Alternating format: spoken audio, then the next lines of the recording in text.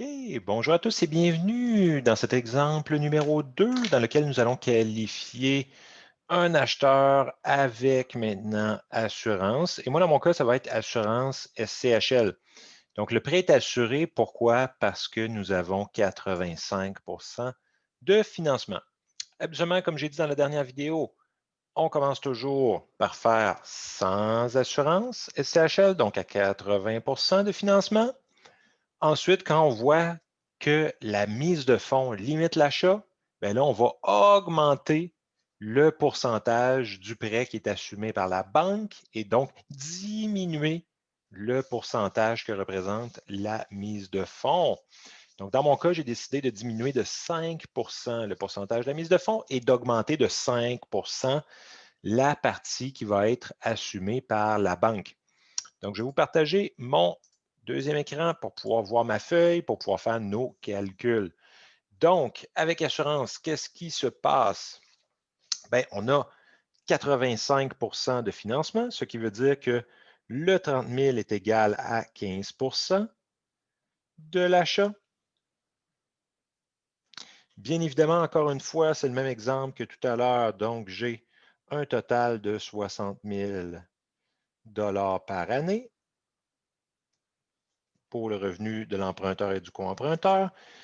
Taxe annuelle estimée, 3 750. Énergie mensuelle de 218, ce qui veut dire 2 616 par année. Bien évidemment, comme la dernière fois, on multiplie par 12 le mensuel pour avoir le annuel. Le 10 000 il faut considérer 3 de ça comme dans la dernière vidéo. Mensuel multiplié par 12, ça fait en sorte qu'on va avoir un 3 600 par année. Et bien évidemment, comme tout à l'heure, ben là, il va falloir regarder le taux d'intérêt, mais ce coup-ci, qu'est-ce qu'on fait? On regarde le taux consenti par le prêteur, 3,49, et le 5,34, et on retient le plus élevé des deux. Nous n'additionnons pas le 2 Pourquoi? Puisque nous sommes avec assurance. Avec assurance, moins risqué. Donc, on peut prendre comme I sur Y égale à 5,34 Donc, on va prendre le plus élevé entre 3,49 et 5,34. Donc, on va prendre le 5,34 pour nos calculs. Donc là, maintenant, on peut procéder à faire nos 3 étapes. Première étape, montant maximal de l'achat au niveau de la mise de fonds. Donc, qu'est-ce qu'il faut faire? Bien, on a le même montant de mise de fonds, 30 000, divisé par l'achat, c'est égal à 15 sur 100, puisque maintenant, il représente 15 de l'achat, ce qui fait en sorte que notre achat est égal à 200 000. Et voilà, nous sommes très heureux de ce montant. C'est le montant de l'achat max selon la MDF. Et nous sommes très satisfaits puisque ça se rapproche de l'ABD de tout à l'heure.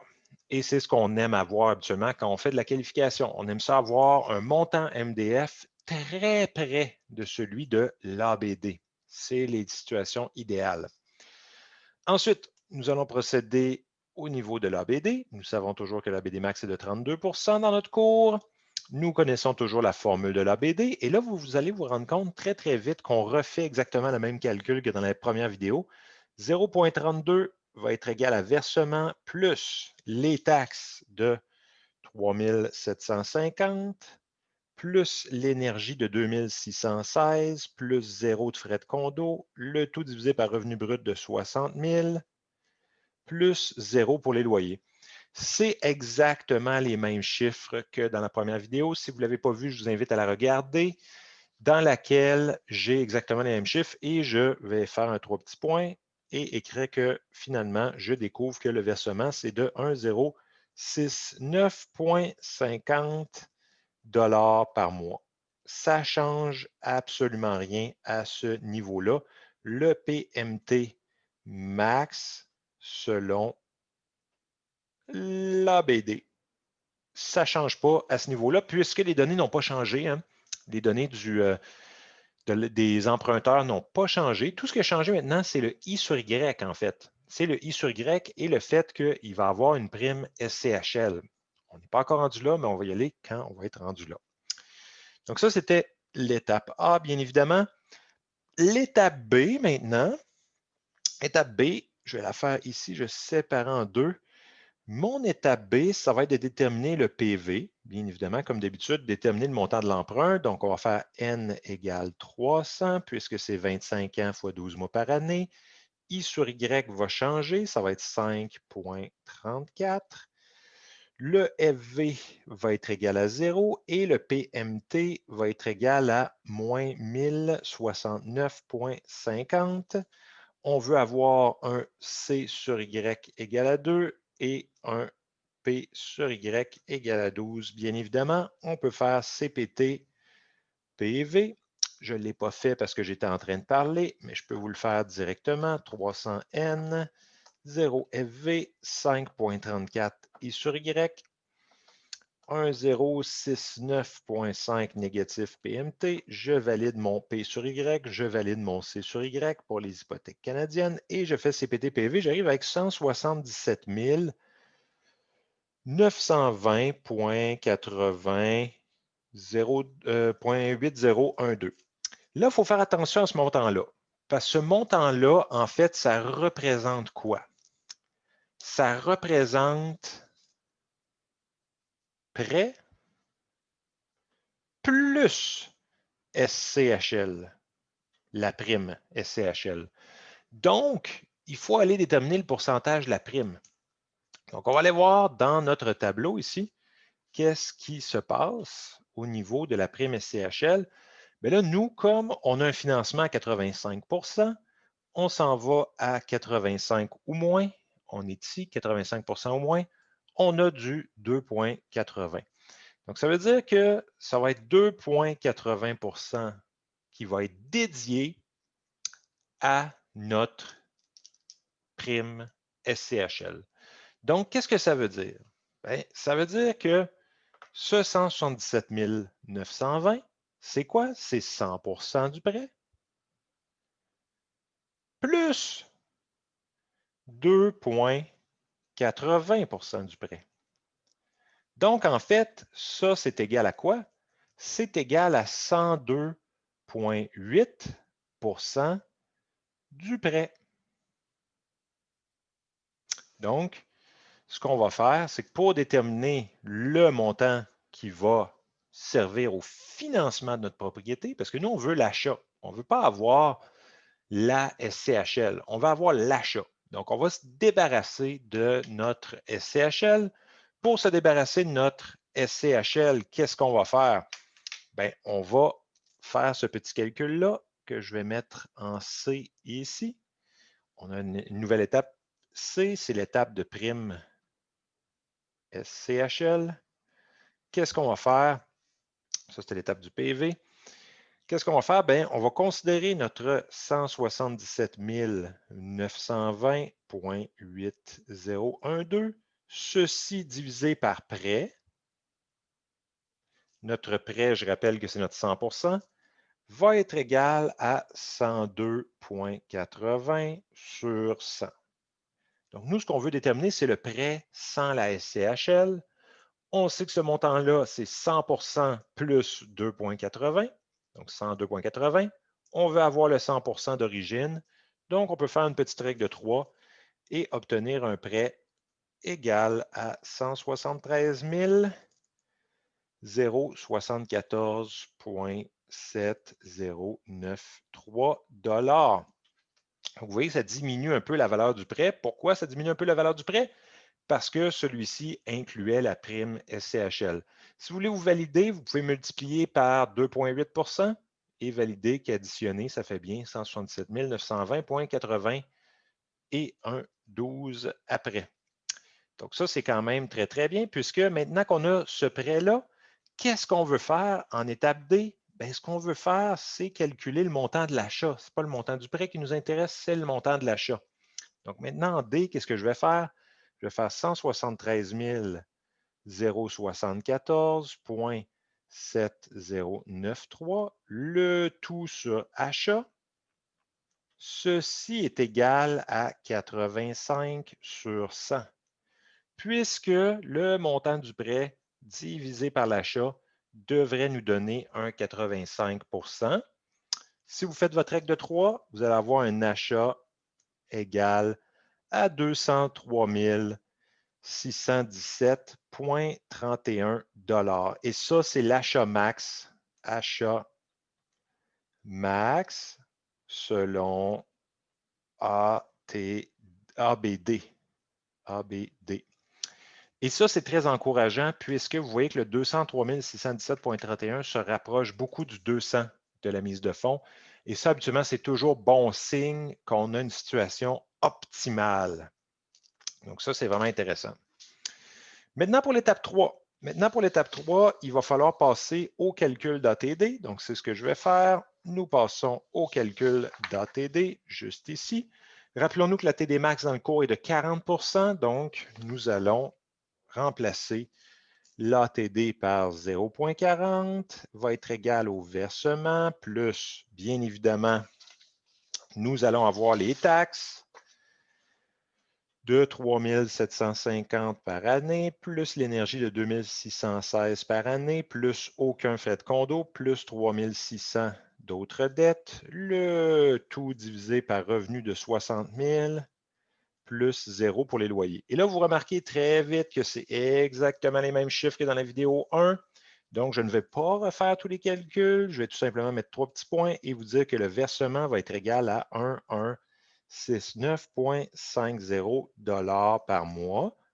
C'est le versement maximal au niveau de l'ATD. Donc, ça, c'est votre étape A. On peut séparer en deux encore une fois. Vous avez votre étape A de fait.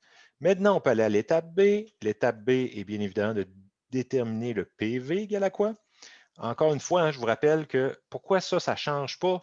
C'est parce que le versement n'a pas changé, les taxes n'ont pas changé, énergie, autres dettes, revenus, il n'y a rien dans tout ça qui va changer par rapport à l'assurance. Ça ne change rien qu'on soit assuré à ce niveau-là. Maintenant, au niveau du PV, là, on va avoir un I sur Y, encore une fois, égal à 5,34. On va avoir un N égal à 300. On va avoir un FV égal à 0. On va avoir un PMT égal à moins 1169,50. P sur Y égale 12 et C sur Y égale 2, puisque versement mensuel, hypothèque canadienne, et là, on peut faire CPT PV, on va obtenir 194 556,6872. Bon, je ne l'ai pas validé, mais c'est ce que j'ai fait ce matin, donc je vais le faire rapido. 5,34, ça devrait être correct, déjà 5,34. La seule chose qui change, c'est le 1169,50 négatif PMT. Et là, maintenant, on peut faire CPT PV. Donc, ça arrive bien à 194 556,6872. Je répète, il y a seulement le PMT qui change, donc vous pouvez juste changer celui-là et calculer votre PV avec les données directement. Et ça, je vous rappelle encore une fois que ça représente 102,8 % du prêt. Donc, encore une fois, en étape C, il va falloir enlever la SCHL. Donc, on va enlever notre SCHL de ce montant-là. Donc, le 194 556,6872 sur prêt, c'est égal à 102,8 sur 100. Donc, vous pouvez déterminer le prêt en faisant la règle de 3, la fameuse règle de 3 protocolaire. Vous allez l'effectuer tout simplement au niveau de ce calcul-là et on va obtenir 189 257,4779 $ de prêt maximal au niveau de l'ATD. On n'a pas fini puisqu'on veut déterminer l'achat maximal. Donc, on va continuer en D. Au niveau de l'achat, ça va être égal à quoi? Là, vous remarquez qu'il y a une étape de plus, hein, puisqu'il y a une SCHL quand on est assuré. Maintenant, au niveau de l'achat, on prend le 189 257,4779. Ceci divisé par achat va être égal à 85 sur 100. Donc, suite à une règle de 3, l'achat va être égal à 222 655,86 $ d'achat maximal au niveau de l'ATD. Une fois que vous avez vos trois montants, conclusion, nous allons compiler MDF, ABD, ATD. On compile, on compile, on compile. On met achat max pour chacun. Achat max au niveau de la MDF, 200 000.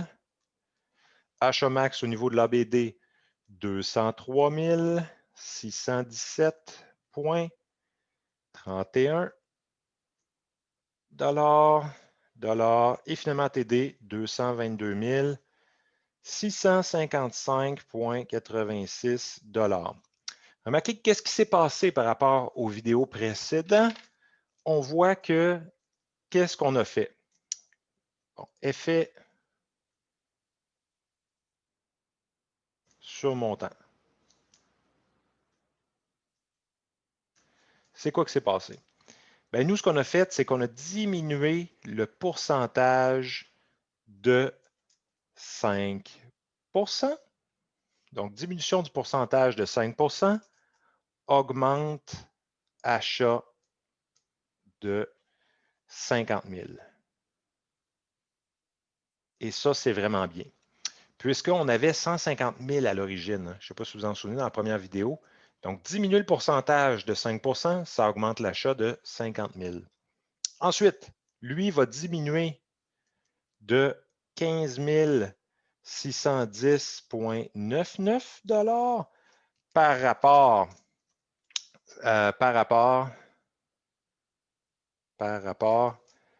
à 100 assurances. Donc, on diminue quand même par rapport à la situation sans assurance. On diminue notre capacité ABD. Pourquoi? Ben, parce que là, maintenant, il faut inclure une prime SCHL. Donc, ça fait en sorte que ça va se rajouter à notre prêt. Donc, une diminution de la capacité au niveau de l'ABD. Et il y a une diminution également de 17 070,64 $ par rapport à sans assurance. Par contre, remarquez que la MDF, elle, a considérablement augmenté. Donc, et s'est rapproché beaucoup de l'ABD.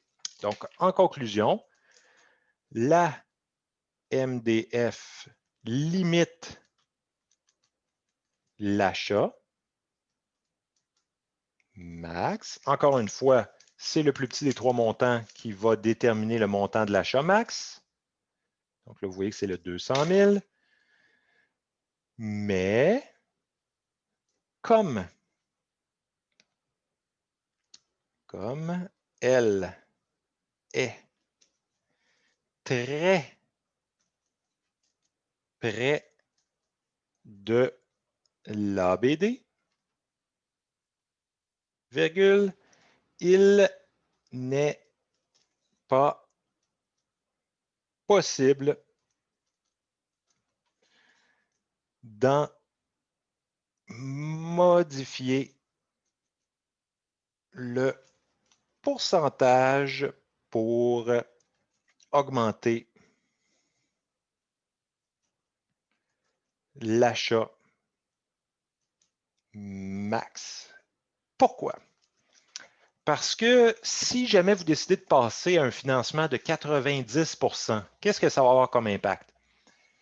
Bien, ça va diminuer encore plus votre ABD. Pourquoi ça va diminuer encore plus votre ABD? Remarquez qu'est-ce qu'il y a eu de différent ici. Qu'est-ce qu'il y a eu de différent? Ce n'est pas le versement. Le versement est resté pareil. Lui, il n'a pas changé.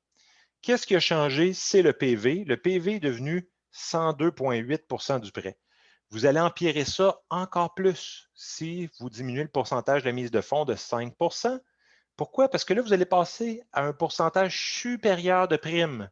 Donc, ça va empirer encore plus le montant du prêt à ce niveau-ci. Ça ne sera plus 102,8, ça va être encore plus élevé. Ça va diminuer lui et ça va donc diminuer le montant de l'achat. Donc, au niveau de l'ABD et de l'ATD. Et pour l'instant, vous voyez, ces deux montants-là sont très, très près. Si vous obtenez une situation proche entre MDF et ABD, vous êtes satisfait, c'est parfait. C'est une situation que vous ne pouvez pas améliorer beaucoup plus. Si jamais c'est l'ATD qui vous limite, vous allez avoir des gros problèmes par contre, parce que là, c'est au niveau de vos dettes.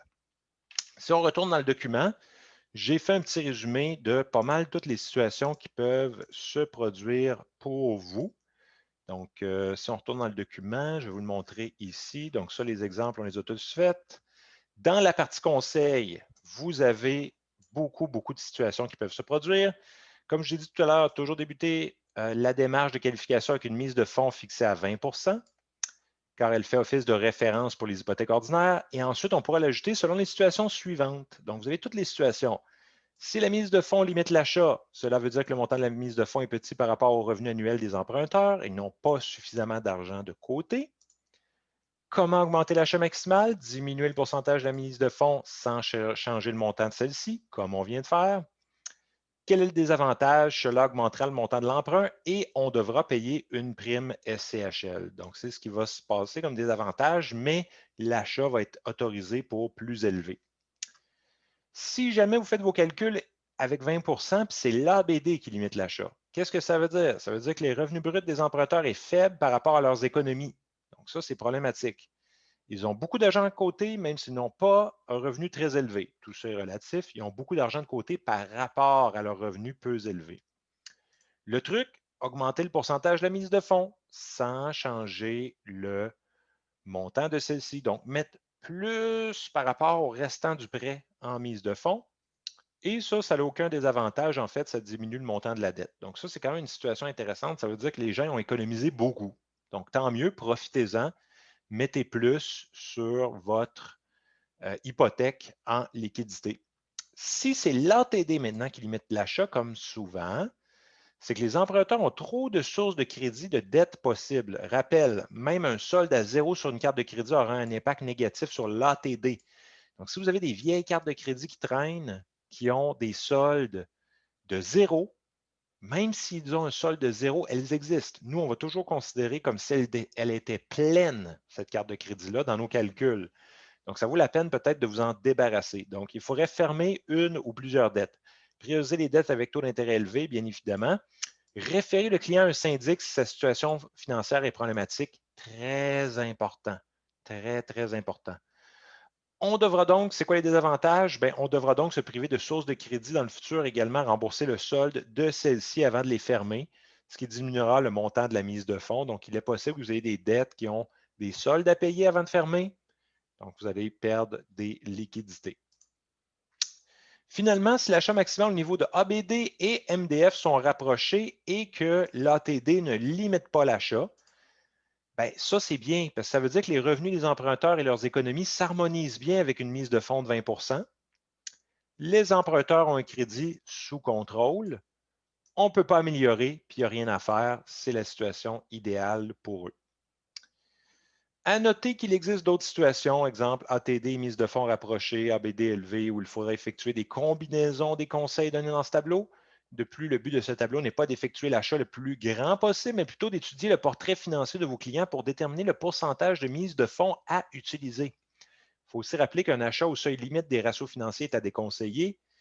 Très, très important, cette partie-là, dans la partie conseil. Donc, voici le beau petit tableau résumé. À la suite de ça, vous avez également le choix du type d'hypothèque. Bien évidemment, vous allez devoir accompagner vos clients là-dedans aussi. Donc, vous pouvez parler un peu du terme. Donc, le terme qui est de 1, 2, 3, 4 ou 5 ans. Je vais vous laisser lire ça parce que je ne vais pas parler de tout ça. Il faut également l'avertir sur la période d'amortissement. Qu'est-ce qu'une hypothèque ouverte? Qu'est-ce qu'une hypothèque fermée? qu'est-ce qu'une hypothèque transférable, qu'est-ce qu'une hypothèque à taux fixe et qu'est-ce qu'une hypothèque à taux variable. L'important, comme toujours dans les interprétations conseillées, c'est donner l'information des différentes possibilités qui s'offrent à votre client avec leurs avantages et leurs inconvénients. Il faut tenter d'orienter au minimum les décisions du client en donnant des faits et non des opinions. Donc, souvent des chiffres, beaucoup de chiffres. Aussi, il faut déconseiller toute décision qui pourrait mettre votre client dans une situation financière difficile, ratio d'endettement élevé, achat d'une propriété malgré un dossier crédit problématique, etc. Voilà, ça résume les différentes situations. Si vous avez aimé cette vidéo, n'oubliez pas de me laisser un pouce et de vous abonner à ma chaîne pour m'encourager à en faire d'autres. Merci à tous pour le visionnement et à la prochaine.